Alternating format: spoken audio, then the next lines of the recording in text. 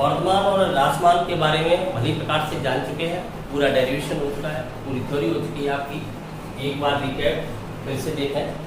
निरंतर वर्तमान किसी फलन को प्रूव करना है तो उसके अवकलज को धनात्मक प्रूव करना पड़ेगा, अर्थात f' इज ग्रेटर देन 0। यदि किसी फलन को केवल वर्तमान प्रूव करना है तब f' इज ग्रेटर देन और इक्वल 0, अर्थात उस अंतराल अथवा उस प्रांत के अंतर्गत कम से कम एक बिंदु ऐसा भी रहेगा जहां अवकलज शून्य होगा। ठीक इसी प्रकार से निरंतर ह्रासमान के लिए अवकलज ऋणात्मक होना चाहिए। केवल ह्रासमान करना है तब अवकलज ऋणात्मक अथवा 0, कम से कम एक बिंदु ऐसा भी रहेगा। वो कौन सा बिंदु है? इसका बिंदु। न तो वर्तमान न तो ह्रासमान फलन के लिए हम क्या करते हैं, अवकलज को शून्य के बराबर रख करके क्रिटिकल पॉइंट्स फाइंड करते हैं। तब पश्चात उन्हें संख्या रेखा पर व्यक्त करते हैं, अलग अलग भाग प्राप्त हो जाते हैं।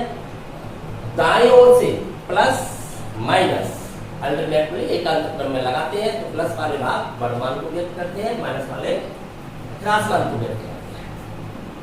यदि बड़ी घात का चिन्ह ऋणात्मक हो जाता है तब उल्टा व्यक्त करने लगते हैं। पूरा ध्यान आ गया? तो अब एक्सरसाइज प्ले करते हैं। पहला question, function of x equal 3x plus 70, x belongs to real number. फलन का जो प्रांत है वो वास्तविक संख्या का समुच्चय है।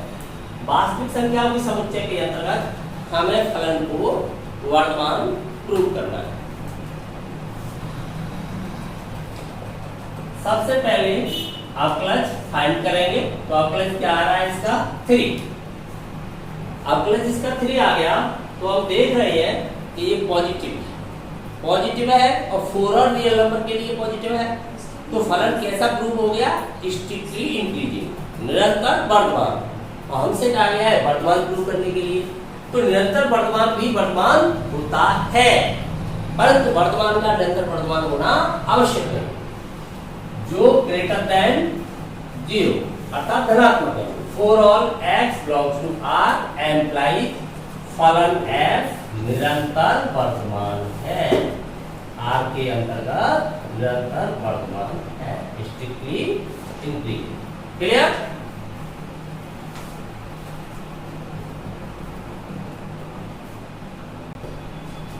दूसरा क्वेश्चन है e की power 2x, x belongs to real number. अवकलन करें f' इक्वल 2e की पावर 2x। अवकलन तो जानते ही हैं। अब विचार कीजिए, यहाँ कोई भी वास्तविक संख्या लगाओगे x के स्थान पर तब ये राशि हमेशा धनात्मक प्राप्त होगी।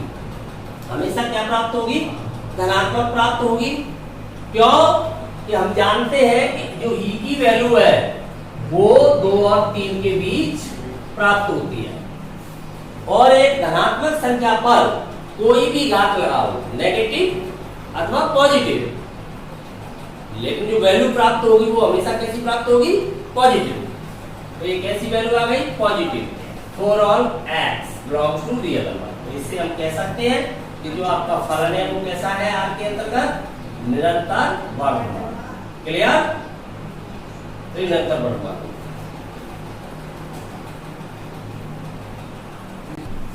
तीसरा question, function of x equal sin x। इससे हमें निरंतर वर्तमान, निरंतर ह्रासमान और न तो वर्तमान न तो ह्रासमान प्रूव करना है विभिन्न अंतरालों के अंतर्गत। तो सबसे पहले क्या करें? अवकलज फाइंड करें। क्लियर? तो अवकलज क्या होता है sin x का? cos x। अब हमें विभिन्न अंतरालों के अंतर्गत पता लगाना है, तो पहला लेके चल रहे हैं। हम देख रहे हैं कि जो cos x है वो प्रथम चतुर्थांश के अंतर्गत, cos ही क्यों नहीं, और भी हो कोई भी, ऑल पॉजिटिव होता है।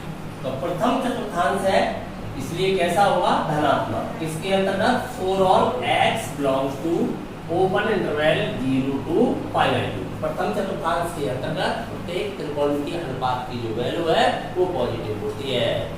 तो इससे हम कह सकते हैं कि फलन कैसा प्रूव हो गया? निरंतर वर्तमान। इसलिए फलन इस अंतराल के अंतर्गत निरंतर वर्तमान प्रूव हो गया। बी, हमें पता है कि सेकंड क्वाड्रेंट के अंतर्गत कॉस कैसा होता है, नेगेटिव। पाई बाई 2 से पाई में जाएंगे तो द्वितीय चतुर्थांश है, और द्वितीय चतुर्थांश के अंतर्गत ए एस टी सी, ध्यान है, ए एस टी सी, तो यहाँ पर साइन और कोसाइन पॉजिटिव होते हैं, कॉस कैसा होता है, नेगेटिव होता है। तो ये कैसी वैल्यू रहेगी, negative. For all x belongs to pi by 2 to pi, तो फलन कैसा प्रूव हो गया, निरंतर ह्रासमान। स्ट्रिक्टली होगा कि नहीं होगा, क्यों, क्योंकि सिरे वाली मान सबमिट नहीं है, तो जीरो आ नहीं सकता है, जीरो कहाँ देता है, कॉस बाई एक्स पर, तो सिरे वाली मान यहाँ पर सबमिट नहीं है पर्टिकुलर पॉइंट। अब देखिए तीसरी स्थिति, 0 टू पाई में जाएंगे तो उसके अंतर्गत प्रथम भी आएगा और द्वितीय भी आएगा, दोनों ही क्वाड्रेंट आ जाएंगे। तो एक में तो हो रहा है वो वर्तमान और दूसरे पार्ट में हो रहा है वो ह्रासमान, और जो फलन वर्तमान भी हो कुछ भाग में ह्रासमान भी हो, तो उसे फिर क्या कहते हैं, न तो वर्तमान न ह्रासमान कहते हैं। तो चूंकि जो आपका फलन है, फलन 0 टू पाई बाई 2 में कैसा है, वर्तमान, हाँ निरंतर वर्तमान है या वर्तमान कह दो, में वर्तमान एवं पाई बाई 2 टू पाई में कैसा है, ह्रासमान। इसलिए 0 टू पाई दोनों को मिला दिया, में न तो वर्तमान न ह्रासमान, ऐसा भी नहीं होगा। जो फलन अपने प्रांत के अंतर्गत कुछ भाग में वर्तमान कुछ भाग में ह्रासमान होता है, तो उसे न तो वर्तमान न ह्रासमान कहते हैं। वर्तमान ह्रासमान केवल वही होते हैं जो पूरे प्रांत में या तो वर्तमान हो या पूरे प्रांत में ह्रासमान हो। क्लियर?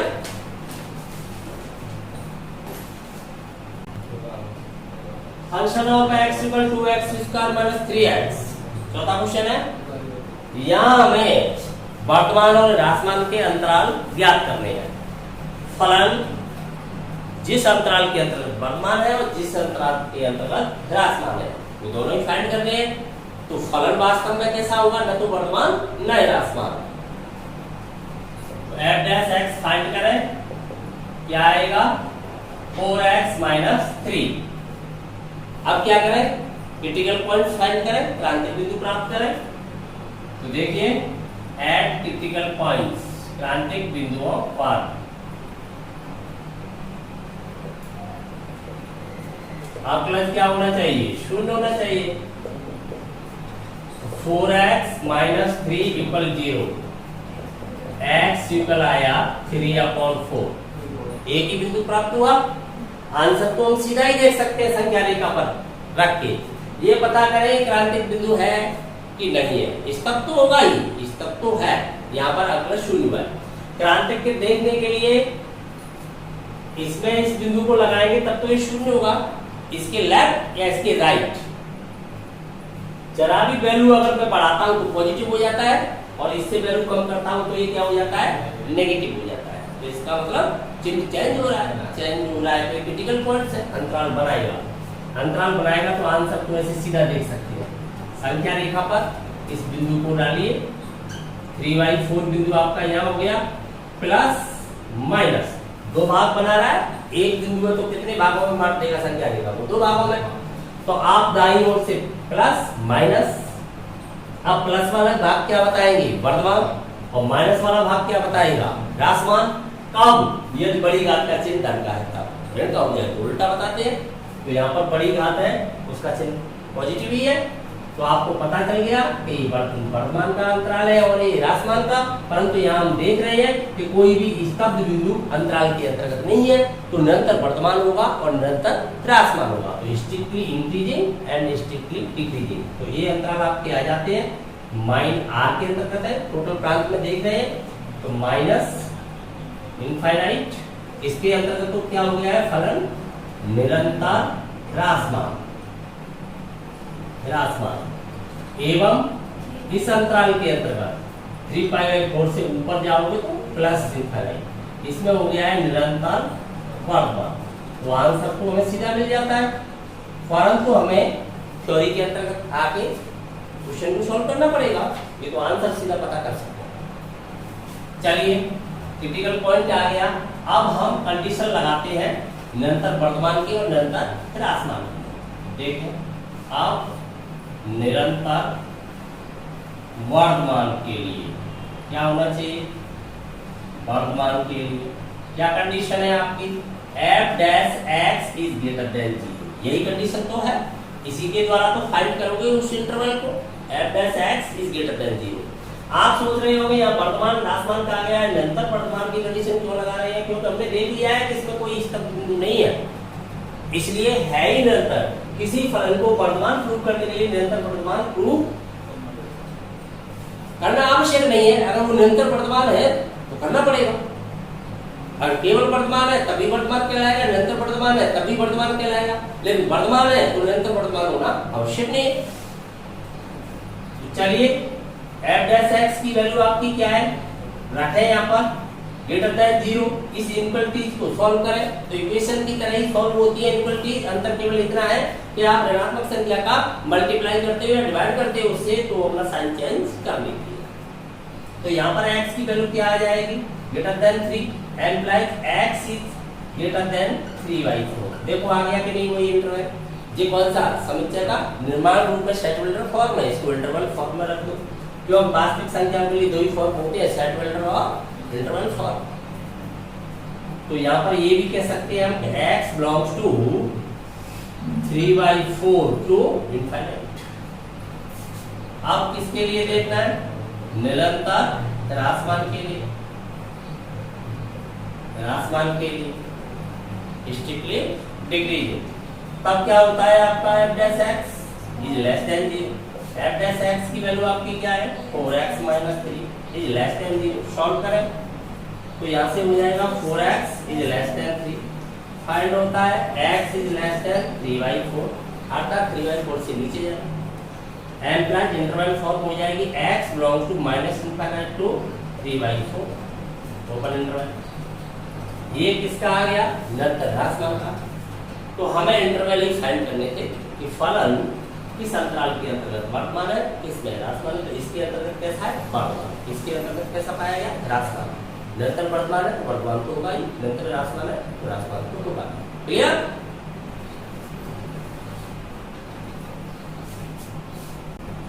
क्वेश्चन नंबर 5, आपको फलन दिया है बहुपद बीजीय, वर्तमान और ह्रासमान के इंटरवल फाइंड करने हैं, तो ठीक इसी प्रकार से सबसे पहले क्या फाइंड करें अवकलज, तो f डैश x कितना हो गया 6x स्क्वायर माइनस का 6x माइनस का 36। अब क्या फाइंड करें, active point, critical point, turning point, कुछ भी करें तो फाइंड करते हैं क्रांतिक बिंदु या चरम मानों के लिए, या वर्तन बिंदु, क्या लिखूं बताओ क्या अच्छा लगता है, क्रांतिक बिंदु, तो क्रांतिक बिंदु के लिए क्या करना चाहिए, f डैश x को 0 के इक्वल रखना चाहिए। देखो क्या फायदा होगा, 6x square minus 6x minus 36 equal 0। 6 मैंने ले लिया यहाँ पर कॉमन, और कॉमन ले लिया तो बचता है x square minus x minus 6 equal 0। इसके फैक्टर कर लेते हैं, तो 6 तो 0 में गया, इसके फैक्टर क्या हो जाएंगे, देखिए माइनस का 6 होना चाहिए, माइनस का 1 होना चाहिए, तो कैसे आएगा 3 और 2, 3 नेगेटिव रहेगा 2 पॉजिटिव रहेगा, तो इसके फैक्टर हो जाते हैं 3 कैसा रहेगा नेगेटिव और 2 कैसा रहेगा पॉजिटिव, तो x प्लस 2 और x माइनस 3 इक्वल 0। तो इससे x की 2 वैल्यू फाइंड हो जाती है, x इक्वल 1 तो आ जाता है -2 और 1 आ जाता है 3। आंसर तुम सीधा ही देख सकते हैं, रियल नंबर लाइन पे जाइए संख्या रेखा पर, और संख्या रेखा पर बताइए -2 लेफ्ट में रहेगा या राइट में 3 के में, लेफ्ट में। संख्या रेखा पर कौन सा बिंदु कहाँ होगा ये तो हम जानते ही है, तो -2 लिख दीजिए यहाँ पर, और ये हो गया आपका 3। कहीं पर भी होगा लेफ्ट राइट का ध्यान रखिए, अब कितने पार्ट बना देंगे? जब दो बिंदु है तो कितने भागों में बांटेंगे संख्या रेखा को? 3 भागों में, कम से एक अधिक भाग में बांटेंगे। तो एकांतर क्रम में यहाँ पर प्लस माइनस प्लस, प्लस वाले जो भाग है वो वर्तमान को बताएंगे, माइनस वाले भाग है वो ह्रासमान को व्यक्त करेंगे। बड़ी भाग का चिन्ह पॉजिटिव है इसलिए सीधा बताएंगे।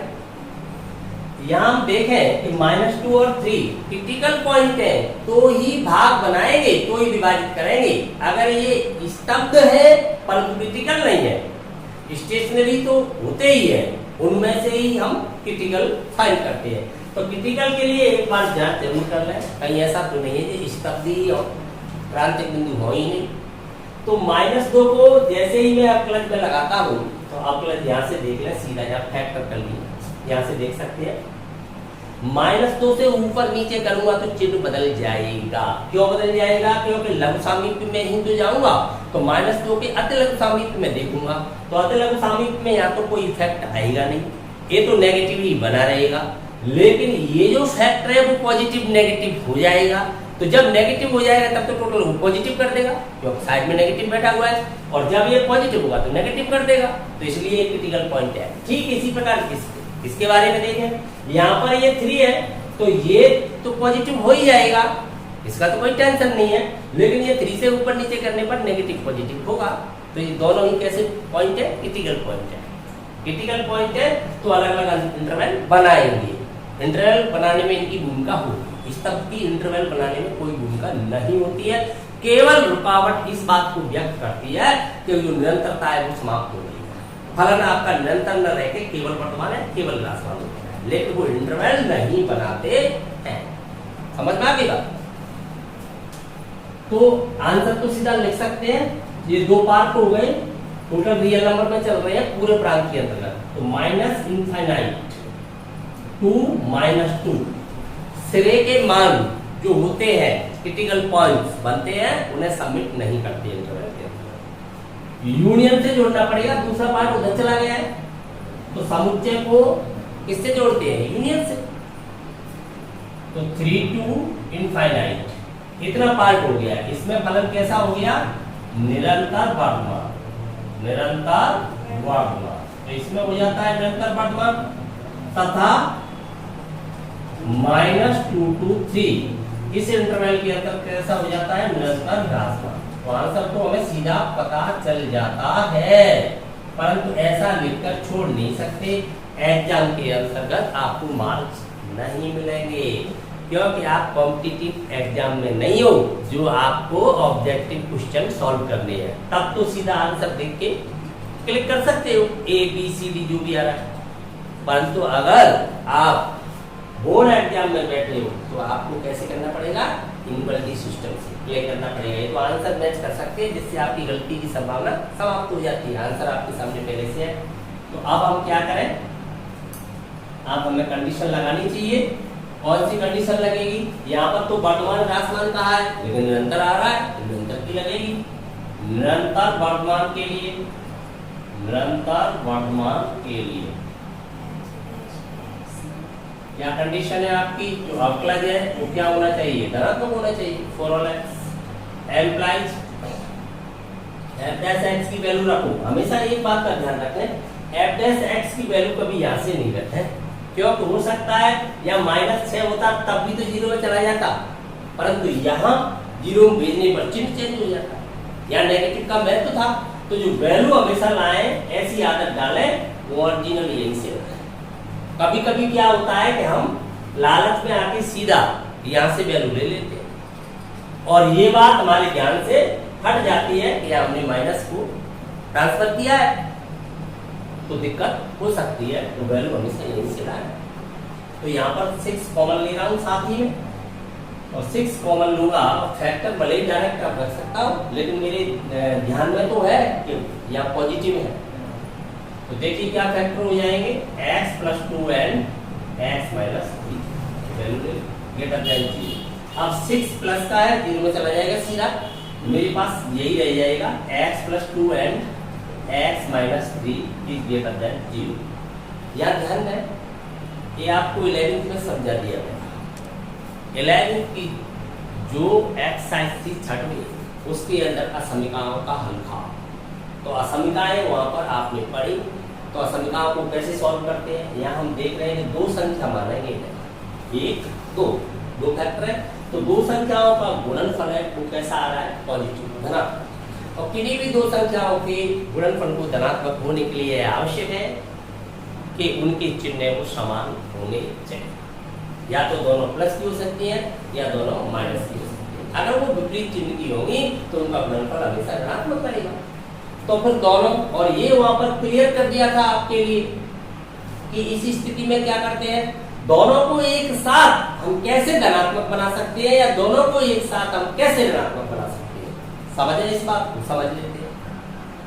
अगर हम उनमें छोटी वाली जो राशि है, छोटी वाली राशि उसे धनात्मक बना देते हैं, तो बताइए बड़ी वाली राशि कैसी होगी, ऑटोमेटिक धनात्मक होगी कि नहीं होगी। जब सबसे छोटी संख्या है वो आपकी धनात्मक है, तो उससे बड़ी माइनस की कैसे हो सकती है, उससे बड़ी है तो उसके राइट में चली गई ना, और दूसरी तरफ दोनों को ऋणात्मक बनाना है, तो जो बड़ी वाली राशि है वो ऋणात्मक है, तो बताइए छोटी कैसी होगी, वो तो ऑटोमेटिक लेफ्ट में आ गई। क्लियर बात समझ में आ गई। तो दोनों धनात्मक या दोनों ऋणात्मक के लिए हम क्या करेंगे, छोटी वाली को बड़ी और बड़ी वाली को छोटी ओपन कर देंगे। क्लियर होगी बात समझ में। जब हम बड़ी वाली को ऋणात्मक बनाएंगे तो छोटी ऑटोमेटिक ऋणात्मक हो जाएगी, तो पॉजिटिव बन जाएगी मल्टीप्लाई करके, और जब हम छोटी वाली को धनात्मक बना देंगे तो बड़ी वाली ऑटोमेटिक बन जाएगी, तब भी पॉजिटिव। तो इस कंडीशन से ओपन कराएंगे हम इसे दोनों पॉजिटिव के लिए।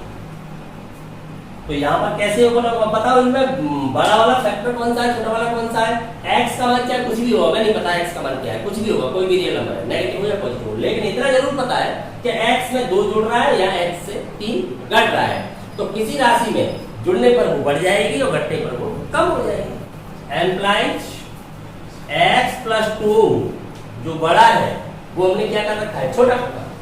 तो ये less than 0 and x - 3 is greater than 0। तो यहाँ से देखिए क्या प्राप्त होता है, x - 2 से छोटा होता है, और इससे सॉल्व करने पर x 3 से बड़ा हो गया। तो एक इंटरवल को -2 से नीचे चला गया और एक 3 से ऊपर चला गया, दोनों विपरीत दिशा में चले गए, तो यूनियन से जोड़ना पड़ेगा। अगर इधर से आप ऐसे आइए राइट से, तो इधर से भी ऐसे जाइए, तो एक ही भाई विपरीत ऐसे चले गए, तो यूनियन से जोड़ना पड़ेगा। अगर दोनों बिंदुओं के अंतर्गत आ जाते तो फिर आप इंटरवल ये बना देते। तो यहाँ पर प्राप्त हो रहा है कि संख्या रेखा पर देखें तो -2 से नीचे और 3 से ऊपर आ रहा है। तो कैसे लिखेंगे इंटरवल फॉर्म में से, x बिलोंग्स टू -2 से नीचे जाओगे तो -1 यूनियन 3 से ऊपर जाओगे तो +1। क्लियर, आंसर आ गया आपका। एक बार फिर ध्यान दे लें, इस बात को समझना बहुत आसान है।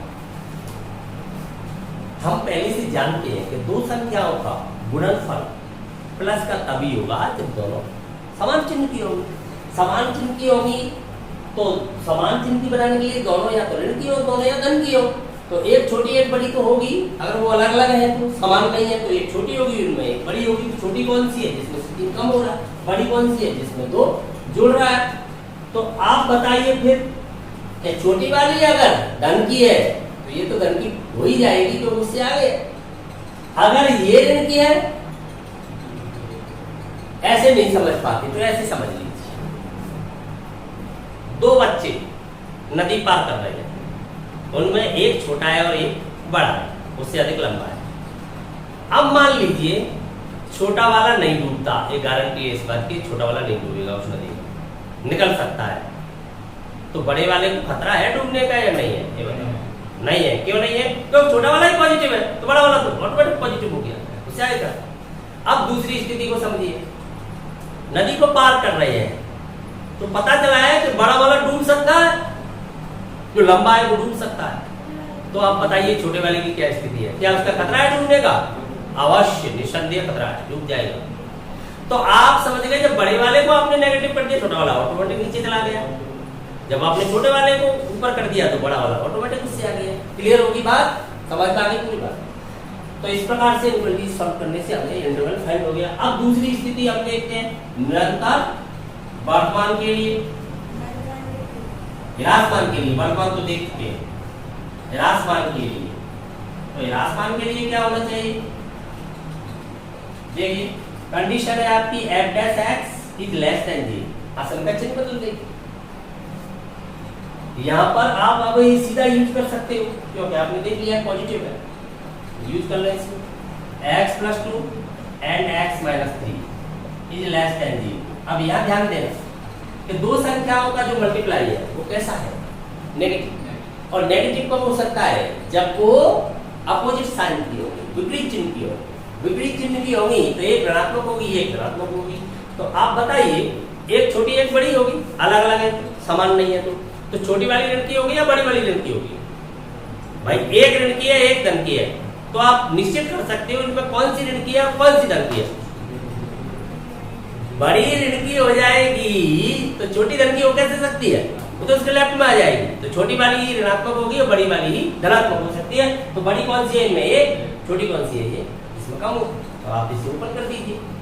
तो ये तो आपकी कैसी होगी, बड़ी होगी, और ये आपकी कैसी होगी, छोटी होगी। तो क्या आएगा देखो, x is greater then -2 and x is less then 3। तो पता चल रहा है कि जो x की वैल्यू है वो -2 से तो ऊपर है परंतु 3 से कम है। तो एक साथ इंटरवल में लिख सकते हैं -2 से ऊपर और 3 से कम, इसके अंतर्गत आ जाएगी। तो इंटरवल इस प्रकार से बना ले लीजिए कि x की जो वैल्यू है वो -2 से तो बड़ी है परंतु 3 से छोटी है। तो इसको इस प्रकार से लिख सकते हैं, x बिलोंग्स टू -2 to 3। तो ये जो इंटरवल है वो किसका है, निरंतर ह्रासमान का। समझ में आ गया, पता चल रहा है, यहाँ से कन्फर्म हो गई। ध्यान रखने के लिए सीधा सिद्धांत अपनाइए कि आपके जब दो फैक्टर आ जाते हैं और दोनों ही कैसे स्थिति में है, उनका मल्टीप्लाई पॉजिटिव में, तो उन्हें उल्टा ओपन कर दीजिए। अगर वो नेगेटिव में है तो उन्हें सीधा ओपन कर दीजिए, छोटे को छोटा, बड़े को बड़ा। और अगर ग्रेटर स्थिति आ जाए तो उल्टा ओपन कर दीजिए, छोटे को बड़ा, बड़े को छोटा। क्लियर? छठवां क्वेश्चन, फलन दिया गया है, हमें निरंतर वर्तमान और निरंतर ह्रासमान के लिए इंटरवल फाइंड करने हैं। तो सबसे पहले क्या करें, अवकलन करें। तो अवकलन करके f डैश x इक्वल क्या फाइंड होगा, 2x प्लस 2। अब क्रांतिक बिंदु प्राप्त करें। तो देखिए वो एक्सट्रीम पॉइंट चरम मानों के लिए क्या होना चाहिए, f dash x equal 0, 2x plus 2 equal 0। तो x इक्वल क्या आ गया, -1। अब ये बिंदु क्रांतिक बिंदु है कि नहीं पता लगा लें। तो हम देख रहे हैं यहाँ पर -1 लगाऊंगा तब तो 0 हो जाएगा, और -1 से जरा ऊपर जाऊंगा या थोड़ा नीचे आऊंगा तो चिन्ह बदल रहा है।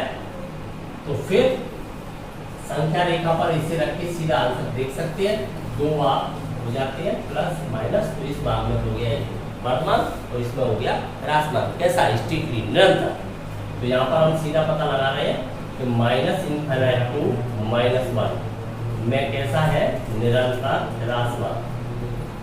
निरंतर ह्रासमान क्यों कि बड़ी घात का जो चिन्ह है वो कैसा है, पॉजिटिव है। और यहाँ पर -1 से इनफाइनाइट में हो गया निरंतर बढ़ना। क्लियर? तो ये आंसर आ गया आपका। संख्या रेखा पर पहले ही देख लेते हैं। यहाँ पर आप देख रहे हो प्रांत के बारे में नहीं कहा गया या कोई निश्चित अंतराल नहीं दिया गया। तो फलन जिन बिंदुओं पर परिभाषित होता है उन बिंदुओं का समुच्चय फलन का क्या होता है, प्रांत। तो प्रांत हमें सीधा पता चल रहा है क्या है, रियल नंबर। पूरे रियल नंबर के लिए परिभाषित, तो प्रांत इसका आर है, तो पूरे प्रांत में देखा जाता है।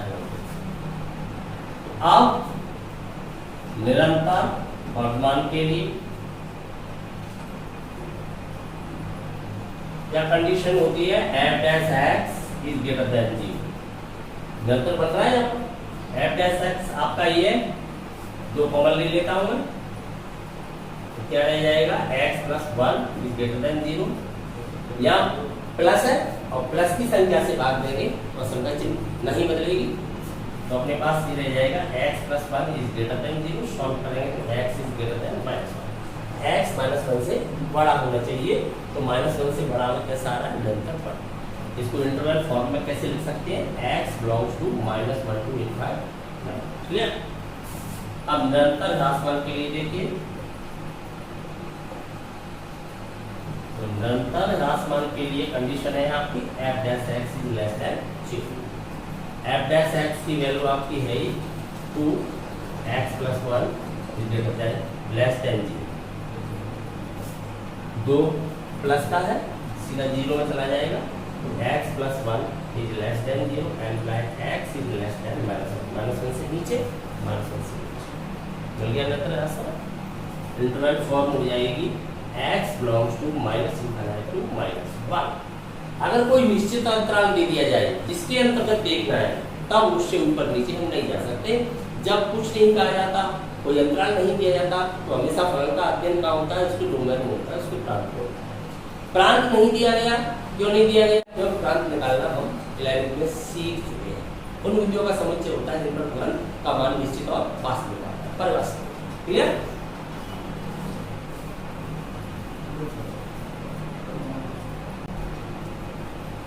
छठवें क्वेश्चन का बी पार्ट, 10 - 6x - 2x कैसा है, बहुपद दीजिए। यह ध्यान दें, जो इसकी बड़ी घात है वो कैसा है, पद ऋणात्मक। पसंद का चिन्ह बदलेगी आपका, उल्टा देखोगे, प्लस वाले ह्रासमान, माइनस वाले वर्धमान होता है नहीं। तो सबसे पहला काम अवकलज फाइंड करें। 10 का तो 0 हो गया, इसका -6 और ये हो जाएगा -4x। अब क्रांतिक बिंदुओं को प्राप्त करें वर्तन बिंदुओं के लिए। कौन से वर्तन, जिनमें चाय पीते हैं वो नहीं, वो तो यू कैंसिल होते हैं, ये तो टर्निंग पॉइंट है, ये टर्निंग पॉइंट की बात कर रहा हूँ। वर्तन बिंदुओं के लिए f डैश x = 0 फाइंड करें। -6 - 4x = 0, तो x इक्वल क्या आ जाएगा, 3/2 माइनस का, इतना तो जानते हो, समझ गए, माइनस का 3/2 आ गया। अब यहाँ पर संख्या रेखा पर देखें, कहीं भी होगा ये -3/2, प्लस माइनस व्यक्त तो वैसे ही करेंगे, दाईं ओर से धनात्मक ऋणात्मक एक अंतर क्रम में लगाएंगे, परंतु उल्टा देख लेंगे। हम यह देख रहे हैं कि बड़ी घात है जो आपके बहुपद वो कैसी है, नेगेटिव है, तो प्लस वाले भाग है, वो अंतराल किसका हो जाएगा, ह्रासमान, और माइनस वाला क्या बताएगा, वर्धमान। तो यहाँ देखिए -अनंत से -3/2 में कैसा हो गया, फलन निरंतर। क्यों, स्तब्ध बिंदु नहीं है तो निरंतर है। निरंतर कैसा हो जाता है, यहाँ पर अब बताइए, वर्धमान बोलना पड़ेगा, वर्धमान। और जबकि -3/2 से इनफाइनाइट में कैसा हो गया है, निरंतर ह्रासमान। ये ध्यान रखिए इस बात का, नहीं तो गड़बड़ हो जाए। अब असमता के अंतर्गत चलते हैं। अब निरंतर वर्तमान के लिए f dash x is greater than 0। f dash x कहाँ से लगाए, यहाँ से। अगर यहाँ से लगा देते तो आप माइनस को सीधा भगा देते, तो यहाँ पर -6 - 4x is greater than 0 solve करें इक्वलिटीज। तो माइनस जैसे ही मैं कॉमन लेके 0 भेजूंगा, -1 अकेली माइनस तो नहीं जाएगी, -1, तो -1 से 0 को डिवाइड करूंगा तो उधर तो 0 रहेगा, इधर क्या हो जाएगा आपके पास, 6 + 4x is less than 0। Equality sign change हो गई, आपने -1 का मल्टीप्लाई कर दिया दोनों ओर, तो -1 से मल्टीप्लाई करने पर ये चेंज हो गई, या -1 से डिवाइड कर दिया, जो भी आपने समझा। अब चलिए आगे सॉल्व करें। तो 4x is less than 6 implies x is less than 6/4, क्योंकि ये पॉजिटिव से डिवाइड कर रही है, तो यहाँ तो कोई इफेक्ट नहीं आएगा। तो ये आपका हो जाता है x इज लेस देन 3/2। ये इधर भेजा माइनस हो गया, नेगेटिव हो गया ना, इधर से इसे भेजूंगा तो मतलब नेगेटिव हो गया -6। तो तो ट्रांसफर तो ऐसे ही किया जाता है जैसे इक्वेशन में किया जाता है, केवल गुणा करने पर अथवा भाग करने पर चिन्ह बदलता है, पश्चात तो समीकरण की तरह ही होता है। तो मैंने इधर 6 को भेज दिया, नेगेटिव हो गया, ये फाइल हो गया। इंटरवल फॉर्म क्या हो जाएगी, x बिलोंग्स टू, क्योंकि इससे नीचे आया तो इसमें वर्तमान हो गया। आप देखिए निरंतर राशमान के लिए, राशमान के लिए f dash x is less than 0, -6 minus 4x is less than 0, तो ये हो जाएगा 6 plus 4x is greater than 0, 4x is greater than -6 implies x is greater than -3/2। Interval form हो जाएगी x बिलोंग्स टू -3/2। समझ में आ गया, क्लियर?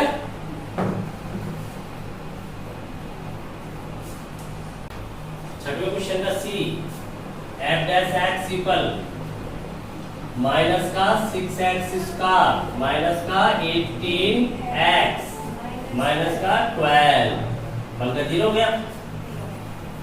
क्रिटिकल पॉइंट फाइंड करें, एट क्रिटिकल पॉइंट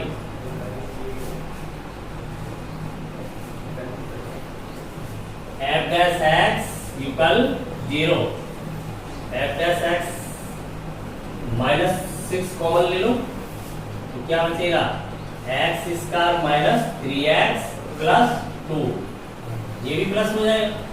-6 कॉमन ले लिया तो क्या बचेगा, x square plus 3x plus 2 equal 0। ये तो इक्वेशन है, -6 सीधा 0 में गया, इसके फैक्टर कर लो, फैक्टर इसके क्या हो जाएंगे, 2 और 1 3, 2 और 1 2, फैक्टर हो जाते हैं x प्लस 1 और x प्लस 2 इक्वल 0। तो x की वैल्यू आ जाती है -2 एंड -1, -2 लेफ्ट में होगा, -1 राइट में होगा।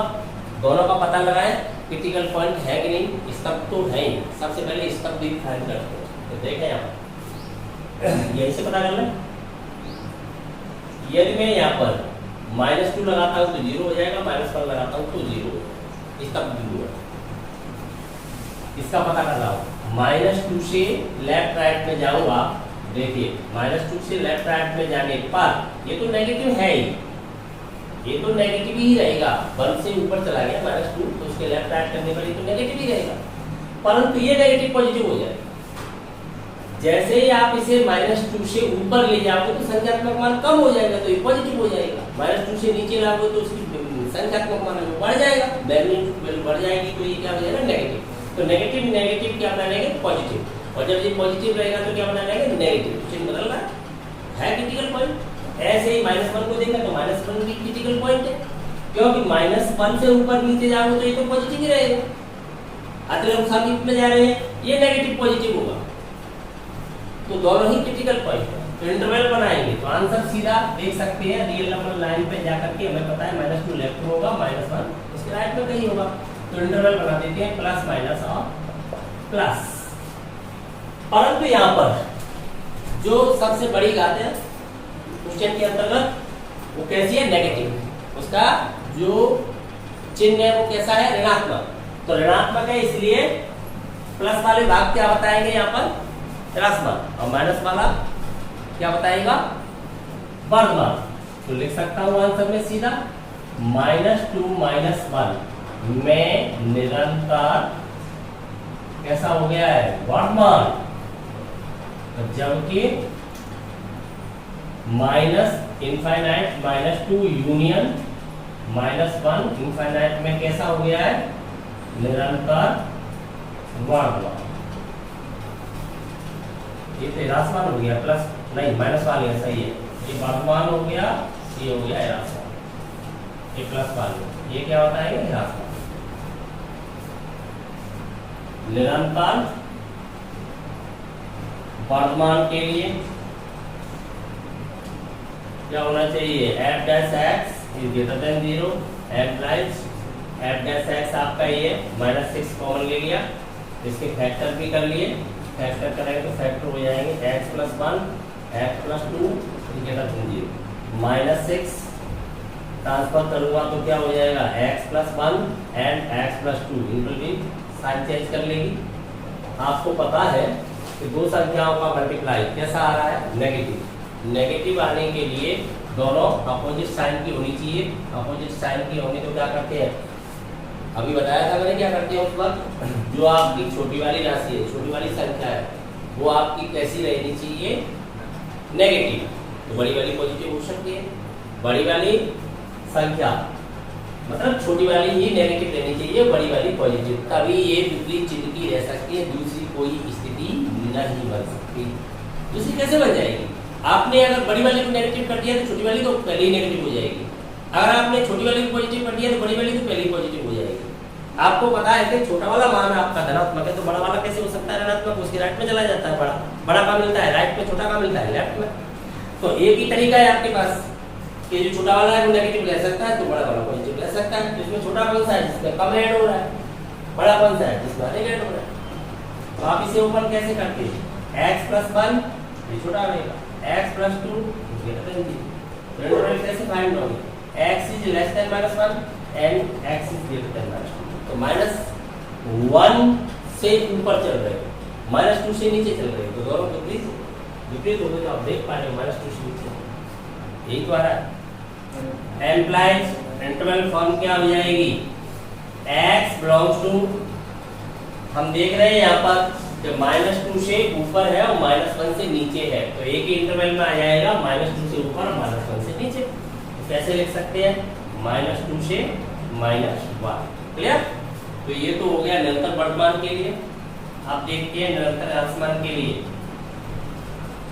निरंतर राशमान तब क्या होगा, f' is less than 0, value put करेंगे तो -6 x+1 and x+2 is less than 0। यहाँ से -6 जैसे ट्रांसफर करूंगा तो इनकल अपना साइन चेंज कर लेगी, तो चिन्ह बदल के क्या हो जाएगा, ग्रेटर हो जाएगा। तो आपको अभी बताया था कि जब दो संख्याओं का गुणनफल धनात्मक होता है तो दोनों समान चिन्ह की होनी चाहिए।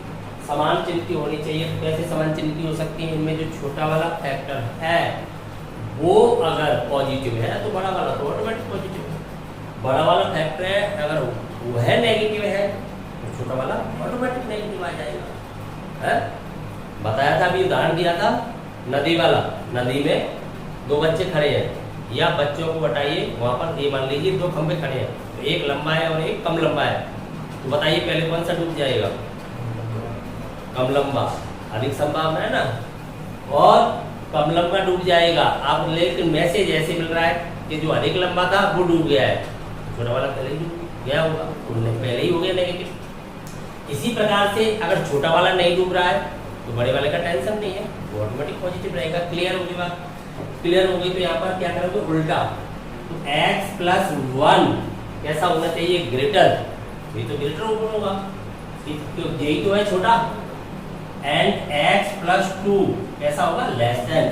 तो यहाँ से क्या फाइंड होगा, x इज ग्रेटर देन -1 और यहाँ से फाइंड होगा x इज लेस देन -2। अब हम देख रहे हैं जी इंटरवल एक ही नहीं बन सकता, अर्थात एक ही अंतराल की सीमाएं नहीं बन सकती।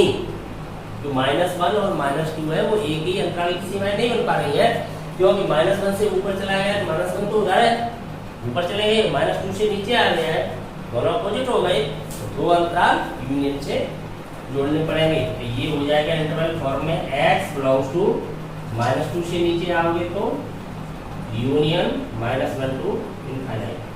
तो ये अंतराल किस बात को व्यक्त कर रहा है, फलन के राशमान होने को, और ये किसी व्यक्त करता है फलन के वर्तमान होने को। तो यहाँ हम देख रहे हैं प्लस वाले भाग थे वो क्या बता रहे हैं, राशमान, और माइनस वाला भाग क्या बता रहा है, वर्तमान। ऐसा क्यों हो गया, असल ने चिन्ह परिवर्तित कर लिया, क्यों, बड़ी घात वाला चिन्ह किसका था, नेगेटिव था। इस बात का ध्यान रखना, समझ में आ गया पूरा क्वेश्चन, क्लियर। बाकी और भी क्वेश्चन है इसमें, और भी क्वेश्चन है, तो और क्वेश्चनों को देखते हैं नेक्स्ट क्लास में। जब तक इनको देख लीजिए, इनमें कहीं किसी प्रकार की कोई समस्या हो तो आप बता सकते हैं। आगे क्वेश्चनों के लिए जुड़े रहिए मेरे 2 पॉइंट के साथ।